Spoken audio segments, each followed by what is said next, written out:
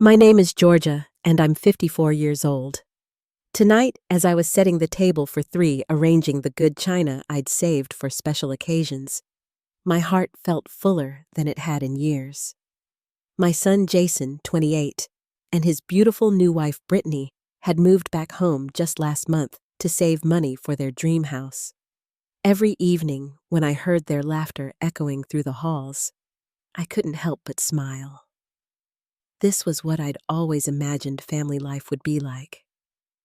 But sometimes, the people we love most can surprise us in ways we never see coming. Before I tell you what happened next, let me know where you're watching from. Hit that like button and subscribe, because this story will show you how sometimes the people closest to us can surprise us in ways we never imagined. Looking back now, I realize I should have seen the warning signs much earlier. But when you're a mother who raised her child alone, you tend to hold on to every precious moment of family togetherness. Jason was only 5 when his father walked out on us. I remember that cold February morning when David packed his suitcase, looked me straight in the eye, and said he wasn't cut out for family life. Just like that, my marriage was over, and I was left to raise a confused little boy who kept asking when Daddy was coming home. Those early years tested every ounce of strength I had. I worked the morning shift at Murphy's Diner, serving coffee and pancakes to construction workers before dawn.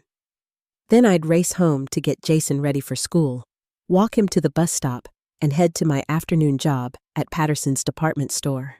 Evenings were spent helping him with homework while I studied for my nursing degree by lamplight after he fell asleep. I'll never forget our Saturday traditions. We'd pack peanut butter sandwiches and head to Riverside Park, where Jason would chase ducks while I read nursing textbooks on the bench. For his birthdays, we couldn't afford fancy parties, but I'd bake his favorite chocolate cake from scratch and let him choose our weekend activity. Those homemade celebrations meant everything to both of us. When Jason graduated high school as valedictorian, I cried tears of pure pride. All those nights of helping him with math problems, driving him to science fairs, and encouraging him when he felt overwhelmed had paid off. He earned a full scholarship to State University for computer science. 4 years later, when he landed his first job as a software engineer at TechFlow Industries, I threw him a celebration dinner with all our neighbors.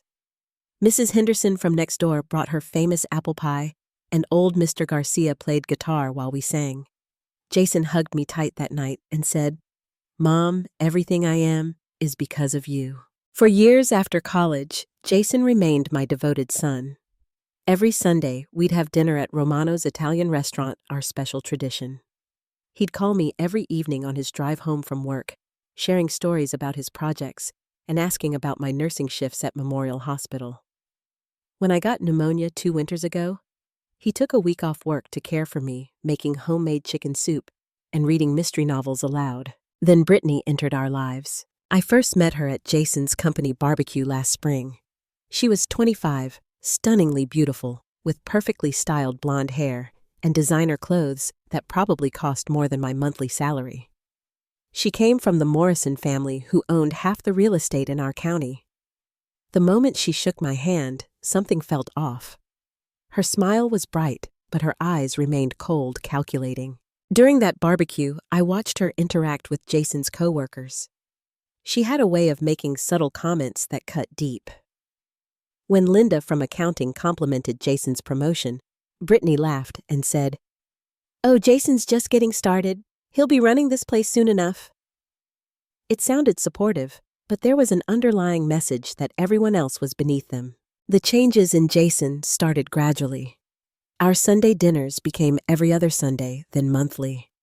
Our nightly phone calls shortened from hour-long conversations to quick 5-minute check-ins. When I'd mention this to him, he'd laugh it off, saying, "Mom, I'm just busy building a relationship." Their engagement happened fast, just 6 months after they started dating. When Jason brought Brittany to show me the ring, I noticed how she immediately began critiquing my living room. "Georgia, you could really update this space with some modern touches," she said, running her finger along my grandmother's antique sideboard like she was checking for dust. Despite my reservations, I was determined to welcome Brittany into our family. I spent $3,000 of my savings helping pay for their wedding money I'd been setting aside for a new car. The ceremony was beautiful, held at the country club where Brittany's family were members. But during the reception, I overheard her telling her friends, "Jason's mother is sweet, but she's so simple." I suppose that's what happens when you don't finish college. When they announced they wanted to move in with me temporarily to save money for a house, I didn't hesitate. The thought of having my son close again, of cooking family meals, and hearing laughter in my home overrode any concerns. I immediately cleared out my craft room to give them more space and bought new linens for the guest bedroom. The first week after Jason and Brittany moved in should have been a celebration, but instead, it felt like I was walking on eggshells in my own home. Brittany wasted no time making changes. On Tuesday morning, I came home from my hospital shift to find she'd completely rearranged my living room furniture. My reading chair, where I'd spent countless evenings with books and crossword puzzles, had been moved to the corner, facing the wall. The coffee table my father built by hand was pushed against the wall, replaced with some sleek glass thing she'd brought from her apartment. "This layout is so much more sophisticated, Georgia," she announced when I walked in. "You have to think about flow and energy in a space." When I gently suggested maybe we could have discussed it first, she waved her hand dismissively. "Trust me, I have an eye for design." But the furniture was just the beginning. By Thursday, Brittany had claimed the master bathroom entirely. She filled every drawer with her expensive skincare products and hair tools, leaving me to use the small guest bathroom down the hall. When I needed to grab my prescription medication from the medicine cabinet, I had to ask permission to enter what used to be my own bathroom. Jason's response to my concerns was always the same. "Mom just let her settle in. This is all new for her, too." But I noticed he'd started calling me Georgia instead of Mom whenever Brittany was around, like he was embarrassed by our relationship. The financial arrangements became clear quickly. Despite their promise to contribute to household expenses, I continued paying the mortgage, utilities, groceries, and maintenance costs. Meanwhile, Brittany treated me like hired help. She'd leave dirty dishes in the sink with a note saying, "Georgia, could you handle these? I have a nail appointment." She expected elaborate dinners prepared and served to her schedule regardless of my 12-hour nursing shifts. One evening, I worked a double shift because 2 nurses called in sick. I came home exhausted at nearly midnight, only to find a note on the kitchen counter. "Georgia, we had friends over for dinner. Sorry about the mess. Also, we're out of groceries again. Could you pick some up tomorrow? Thanks." The sink was overflowing with dirty pots and pans, empty wine bottles covered the counter, and there were food stains on my grandmother's tablecloth. When I addressed this the next morning, Jason actually defended it. "Mom, Brittany's not used to doing housework. Her family had staff for that kind of thing." Then he added something that made my blood run cold. "Besides, you're home more than we are. It makes sense for you to handle the domestic stuff." I started questioning my own feelings. Maybe I was being too sensitive. Maybe this was just what modern family living looked like. I convinced myself that things would improve once they got more comfortable. The social embarrassment began 3 weeks after they moved in. I'd planned a dinner party for my longtime friends from the hospital women I'd known for over a decade. I spent the entire day preparing Martha Stewart's beef bourguignon recipe, setting the table with my wedding china, and making sure everything was perfect. When my friends arrived, Brittany made her entrance wearing a cocktail dress that cost more than most people's monthly rent. She immediately took center stage, regaling everyone with stories about her family's European vacations and her sorority days. Then the conversation turned personal. "Georgia, I feel so sorry for you," Brittany said with fake sympathy, placing her hand on my arm. "It's really sad that you never remarried. I mean, Jason was young when his father left, but that was over 20 years ago. Some women just can't move on from the past, you know." The room fell silent. My friend Susan shifted uncomfortably in her chair, while Mary focused intently on her wine glass. But the worst part was Jason's reaction. Instead of defending me, he actually chuckled and nodded like he agreed with his wife's assessment. "Mom's always been focused on her career," he said, as if my dedication to nursing was some kind of character flaw, rather than the sacrifice that paid for his education. Brittany continued. "I just think it's important for women to evolve, you know. to want more than just being someone's mother. She looked around the table with that practiced smile. Thankfully, Jason and I will have a very different kind of marriage. My friends made polite excuses and left early.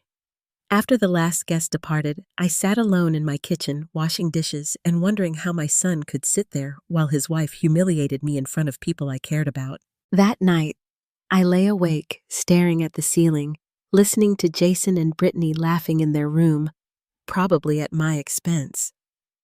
For the first time, I started to wonder if I'd made a terrible mistake. Over the next 2 months, what started as disrespect escalated into outright financial exploitation, and I began to realize I wasn't living with family anymore.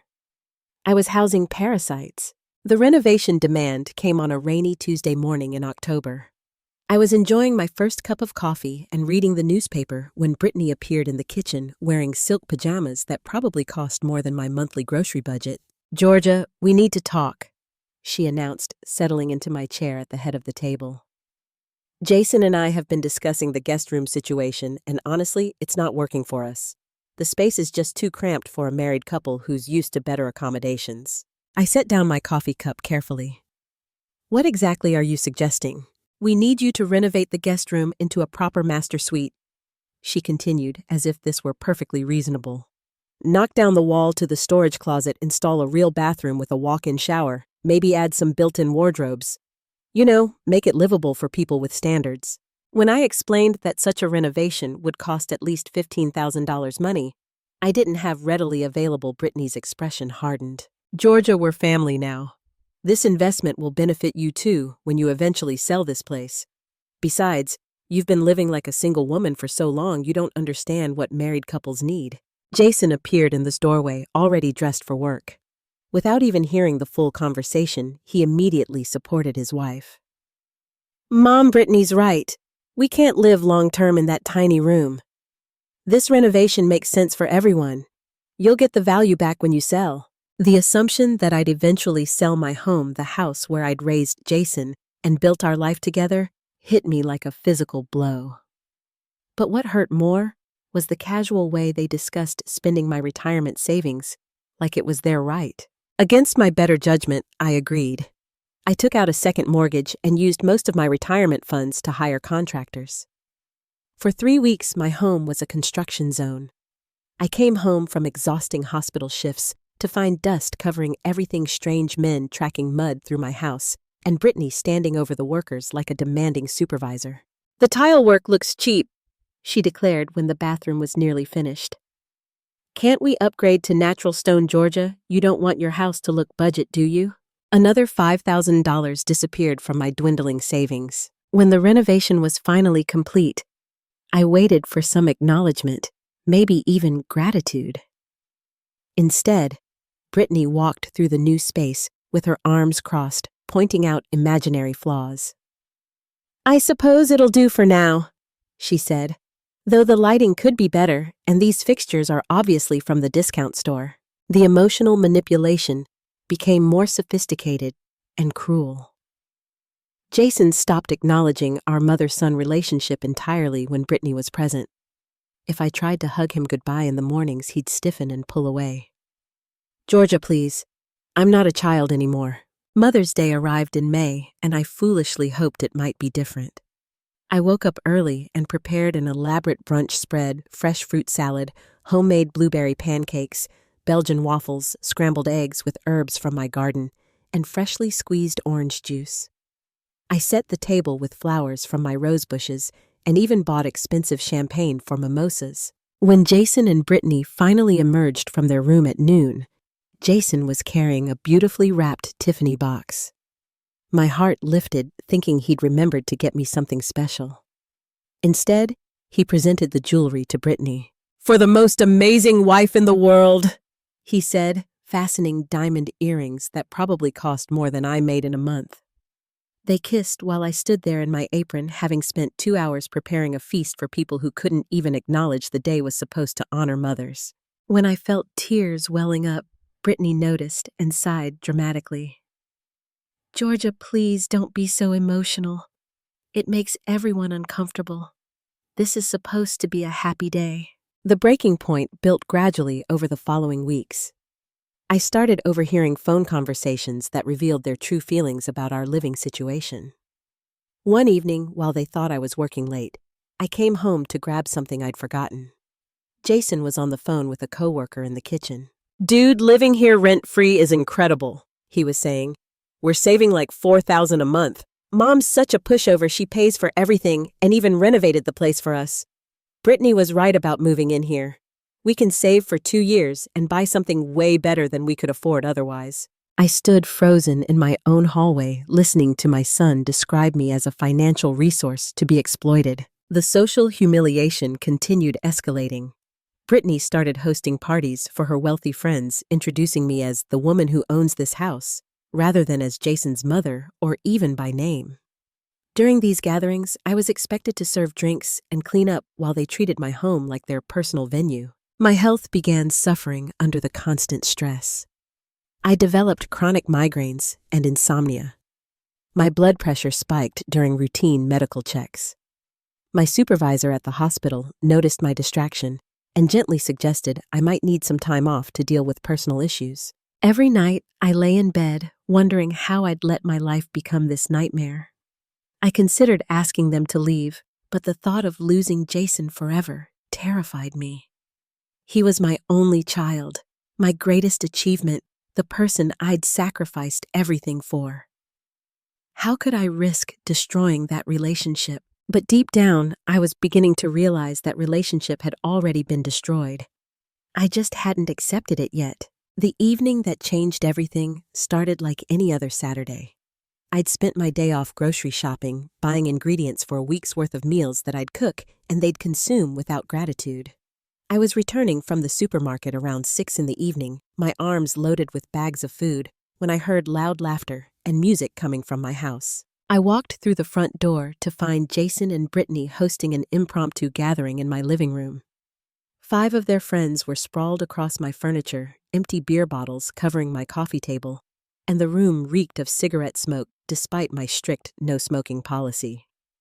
Pizza boxes were scattered on my grandmother's antique side table, leaving grease stains on the wood. I set down the grocery bags and surveyed the mess. My beautiful living room looked like a fraternity house after a party. There were wet rings on my wooden surfaces, ash scattered on my carpet, and someone had spilled red wine on my cream-colored sofa cushions. "Excuse me," I said politely, trying to keep my voice calm despite my rising anger. "Could you all please help clean this up, and we have a no-smoking rule in the house?" Brittany looked up from her conversation with a perfectly manicured eye roll. "Georgia, seriously, we're entertaining guests. This can wait until later." She turned back to her friends as if I were an annoying servant who'd interrupted something important. Her friend, Madison, a trust fund baby who'd never worked a day in her life, giggled. "Brittany, is this your landlord? She seems uptight." "Something like that," Brittany responded with a smirk, not bothering to correct the assumption or acknowledge that I was Jason's mother. I felt heat rising in my chest, but I tried one more diplomatic approach. "This is my home, and I need everyone to respect it. Jason, surely you understand that." Jason, who was clearly drunk, struggled to his feet with an annoyed expression. "Mom, you're being embarrassing. Can't you see we have company over?" "I can see that you have company over in my house, making a mess of my furniture, and nobody seems to care," I replied, my voice stronger now. "I'm not asking for much, just basic respect for the home that shelters you." Brittany stood up dramatically, her voice rising to make sure everyone could hear. "Respect Georgia. Jason pays for everything here. You should be grateful we even live in this outdated place with you." The words hit me like a slap. I stared at her in disbelief. "What are you talking about? I pay the mortgage, the utilities, the groceries, the insurance. I even paid for your renovation. Jason hasn't contributed a single dollar to this household." Jason's face turned red with anger and embarrassment. His friends were watching this family drama unfold like it was entertainment. "Mom, stop it. You're making me look bad in front of our friends." I felt something breaking inside me, but I tried to stay calm. "Jason, sweetie, I'm not trying to embarrass you. I just want basic respect in my own house. I've given you everything, and I'm only asking for common courtesy in return." Jason stepped closer to me, his breath heavy with alcohol, his eyes filled with a rage I'd never seen before. Respect. You want respect? You should be grateful we even live in this dump with you. You're nothing but a pathetic old woman who can't let go of her son. The words felt like physical blows, but I kept trying to reach the boy I'd raised. Jason, how can you say that I'm your mother? I sacrificed everything for you. I love you. That's when something in Jason's expression shifted to pure cruelty. He looked at his friends, then at Brittany, as if he needed to prove something to them. You're nothing but a bitter old woman who never moved on with her life. He raised his hand and struck me across the face with a sharp slap that echoed through the suddenly silent room. I stood there, my cheek stinging my hand, instinctively moving to cover the spot where my own son had hit me.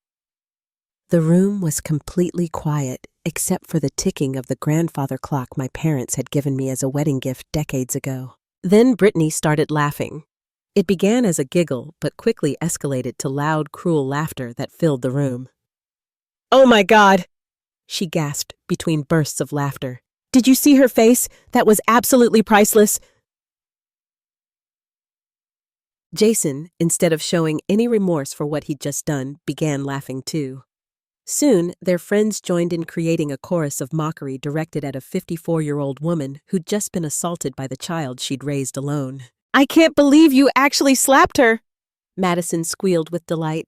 Her expression was hilarious. I stood there with my hand on my burning cheek, watching my son laugh at my humiliation, and something fundamental shifted inside me. The last thread connecting me to the illusion that this was still my loving family finally snapped. Without saying a word, I picked up my grocery bags and walked to my bedroom.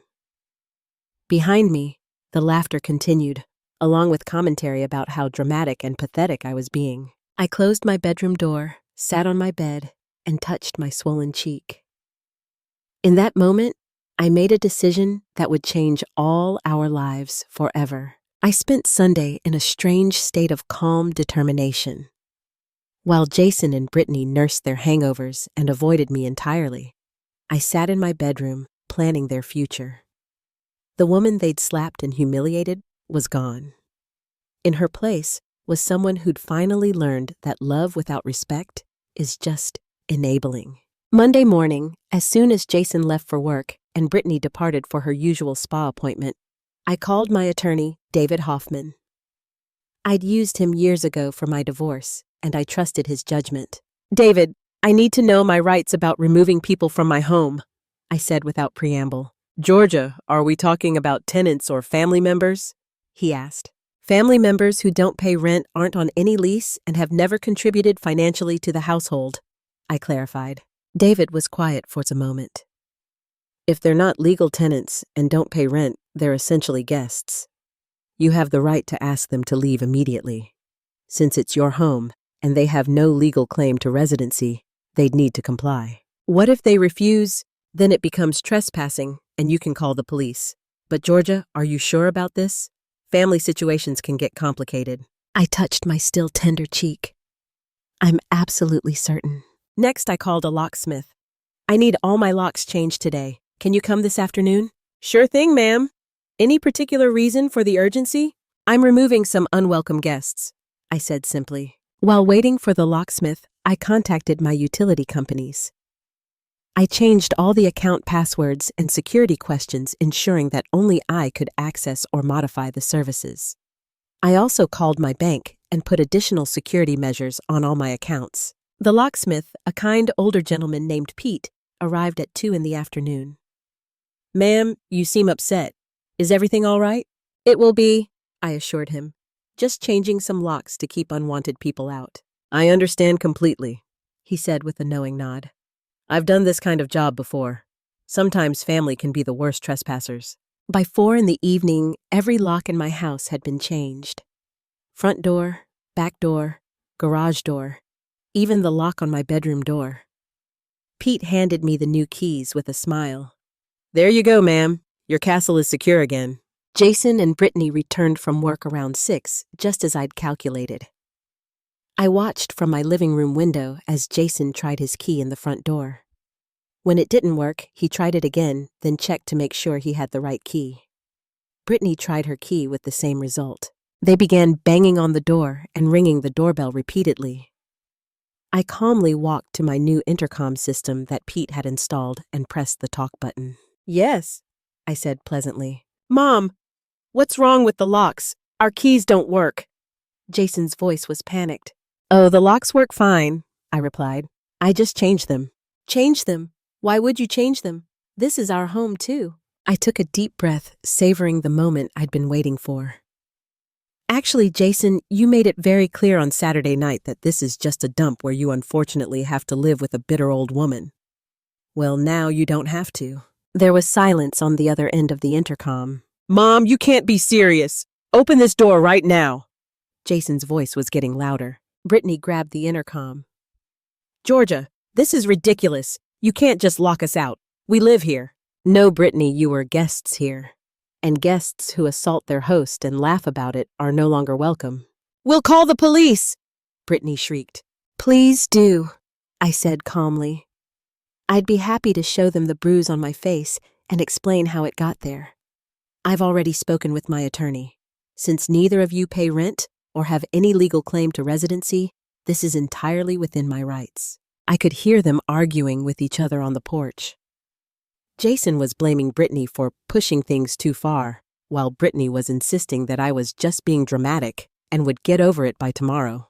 "You have 24 hours to arrange for someone to collect your belongings," I announced through the intercom. "I'll have everything packed and placed on the porch tomorrow afternoon. After that, anything remaining will be donated to charity." "Mom, please." Jason's voice cracked slightly. "I'm sorry about what happened. I was drunk, I didn't mean it." "Jason, you meant every word. Drunk words are sober thoughts. And Brittany, your laughter told me everything I needed to know about your character." I turned off the intercom and closed the curtains. For the first time in months, I sat in my living room without walking on eggshells, without worrying about judgment or criticism. The silence was beautiful. Outside, I could hear them making phone calls, probably trying to find somewhere to stay. Brittany's voice was getting increasingly shrill as she realized the gravity of their situation. They had no savings because they'd spent everything on designer clothes, expensive dinners, and luxury items, assuming they could live with me indefinitely. Around 10 o'clock, they finally left.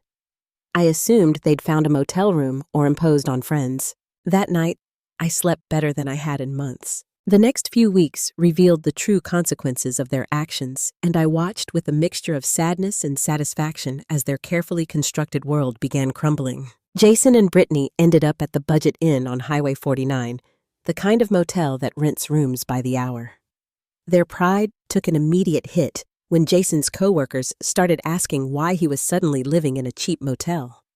The story of what happened spread quickly through his office, and not in a way that painted him favorably. "Did you really hit your mother?"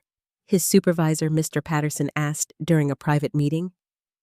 "Because that's what people are saying, and it reflects poorly on your character and our company values." Jason tried to spin the story, claiming I'd overreacted to a minor family disagreement. But when details emerged about them living rent-free while I paid for renovations, even his closest work friends began distancing themselves. Brittany's situation was even worse. When she called her parents for help, expecting them to fund another one of her disasters, they delivered news that shocked her to her core. "Brittany, your father and I have been discussing your behavior," her mother said during a tense phone conversation that I later learned about. "We've watched you use people your entire life, and we're not going to enable it anymore. You made your bed with this situation, and now you need to lie in it." Her trust fund, which she'd always assumed would bail her out of any problem, came with conditions she'd never bothered to read. The money was contingent on maintaining family honor and demonstrating good character. Her parents threatened to cut her off entirely if she continued her destructive behavior. Meanwhile, I was rediscovering the joy of living in my own home. I rearranged the furniture back to my preferences, turning my reading chair toward the window where I could watch birds in my garden. I cooked simple meals for one and ate them whenever I wanted, without consulting anyone's schedule. My friends from the hospital who'd witnessed Brittany's cruel behavior at my dinner party rallied around me with support. "Georgia, we've been worried about you for months," Susan admitted. "You seemed so stressed and unhappy. We're proud of you for standing up for yourself." I started attending book club again, something I'd given up because Brittany complained about old women sitting around gossiping. I joined a community garden project and began volunteering at the local animal shelter. For the first time in years, I remembered who I was beyond being Jason's mother. But the changes weren't just in my social life. I began attending therapy sessions with Dr. Sarah Martinez, a counselor who specialized in family dysfunction.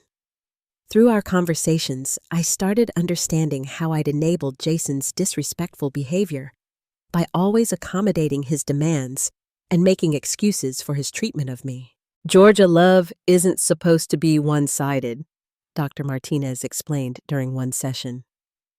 "Healthy relationships require mutual respect and consideration.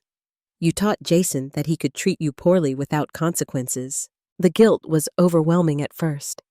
Had I failed as a mother? Had I created the monster that Jason had become? But slowly, I began to understand that recognizing my mistakes was the first step toward healing, not a reason for self-condemnation. Jason's attempts at reconciliation began 3 weeks after I changed the locks. He started sending text messages. "Mom, I'm sorry. Can we talk?" And, "I miss our family dinners." My initial response was to ignore them completely. But Dr. Martinez encouraged me to respond, setting clear boundaries. "You can communicate with him without allowing him to manipulate you," she advised. I sent a simple reply. "Jason, I love you, but loving someone doesn't mean accepting abuse. If you want a relationship with me, Brittany must sincerely apologize for her behavior, and you both need to understand that respect isn't negotiable." His response revealed how little he truly understood. "Mom, you're being unreasonable. Brittany was just trying to help you improve your life, and I only got upset because you embarrassed me in front of our friends." I showed the message to Dr. Martinez. "Notice how he's still not taking responsibility," she pointed out. "He's still blaming you for his actions." The ripple effects continued expanding. Brittany's wealthy friends, who'd initially found the drama entertaining, began questioning their association with someone who'd laugh at an elderly woman being struck.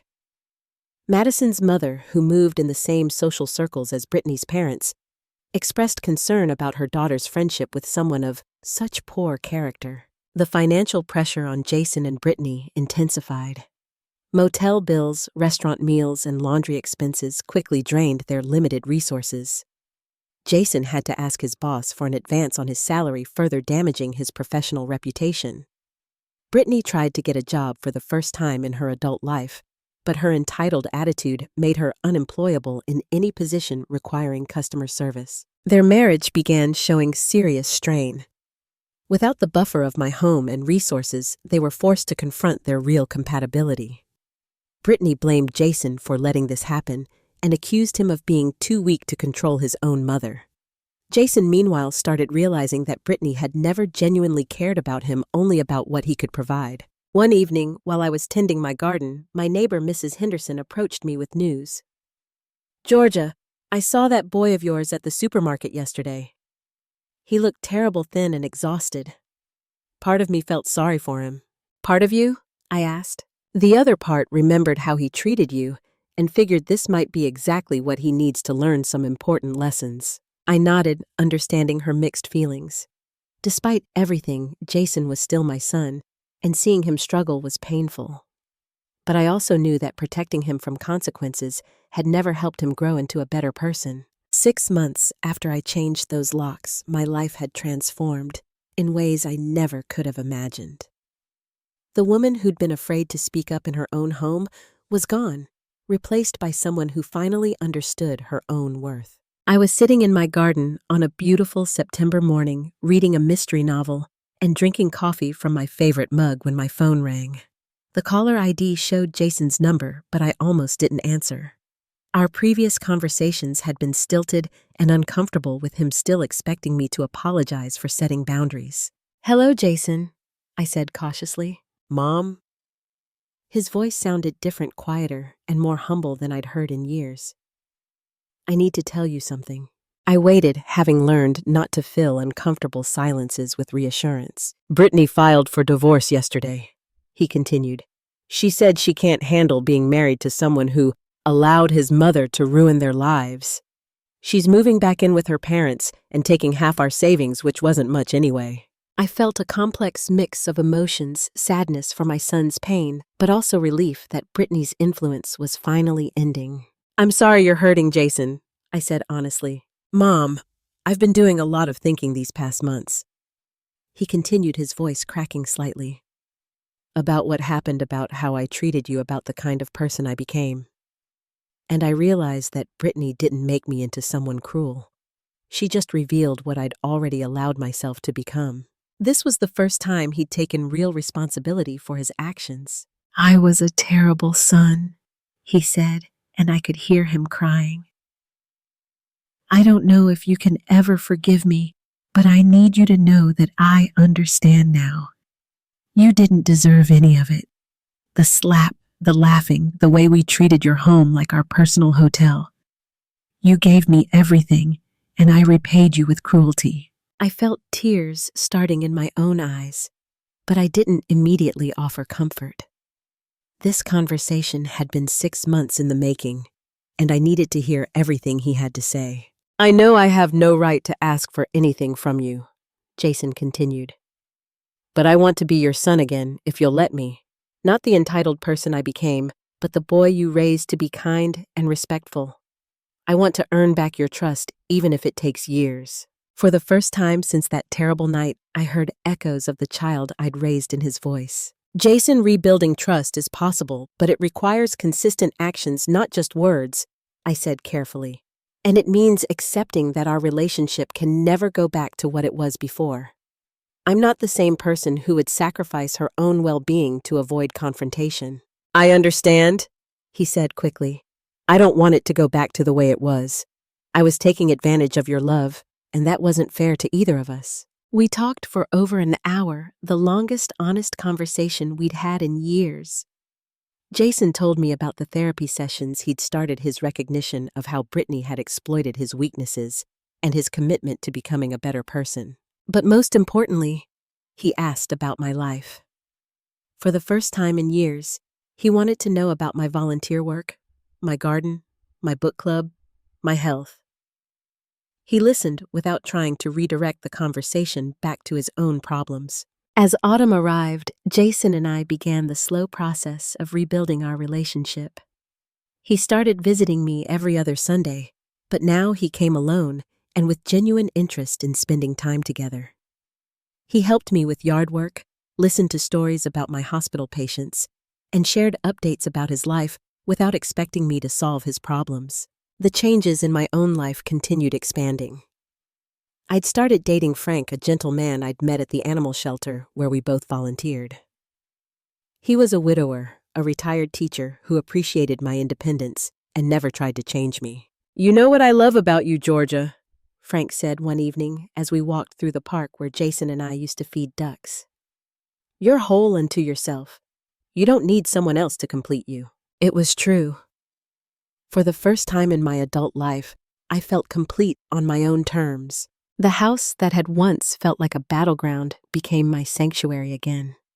I filled it with plants, books, and artwork that made me happy. I hosted dinner parties for my friends without worrying about judgment or criticism. I played music as loud as I wanted and ate ice cream for dinner when the mood struck me. But perhaps the most significant change was in my understanding of love itself. Through therapy and painful experience, I learned that real love sometimes requires saying no. Real love doesn't enable destructive behavior. Real love has boundaries. One November evening, Jason arrived for our usual visit carrying flowers and a small wrapped package. These are for you, he said simply. Not because it's a holiday or because I want something, just because you deserve beautiful things. Inside the package was a small silver necklace with a pendant that read, "Beloved Mother." But it was the card that made me cry. Mom, Thank you for loving me enough to refuse to enable me. Thank you for showing me that respect isn't negotiable. Thank you for being strong when I was weak. You saved us both by changing those locks. Love, Jason. As winter approached and we celebrated our first holiday season together in years, I reflected on the journey that had brought us to this point. The slap that had shattered my illusions had also freed me from a prison of my own making. I'd learned that being a good mother sometimes means allowing your child to face consequences. I'd discovered that my worth wasn't dependent on being needed by others. I'd found that respect once lost can be rebuilt through consistent actions and genuine remorse. Most importantly, I'd reclaimed my voice, my home, and my sense of self-worth. That slap woke me up to who I had become and who I could choose to be instead. Sometimes, the greatest gift you can give someone is consequences for their actions, because consequences are often the only thing that creates real change. The woman who'd stood frozen while her son and daughter-in-law laughed at her humiliation was gone forever. In her place stood someone who understood that love without respect is just enabling, and that sometimes the most loving thing you can do is refuse to accept unacceptable behavior. If you've ever found yourself walking on eggshells in your own life, being taken for granted by people who should cherish you, remember this: you teach people how to treat you. And it's never too late to change the lesson. What would you have done in my situation? Have you ever had to set difficult boundaries with family members? Share your thoughts in the comments below. And don't forget to like this video if it resonated with you. Subscribe for more real-life stories about finding strength in difficult situations. And share this with someone who might need to hear that they deserve respect in their own home.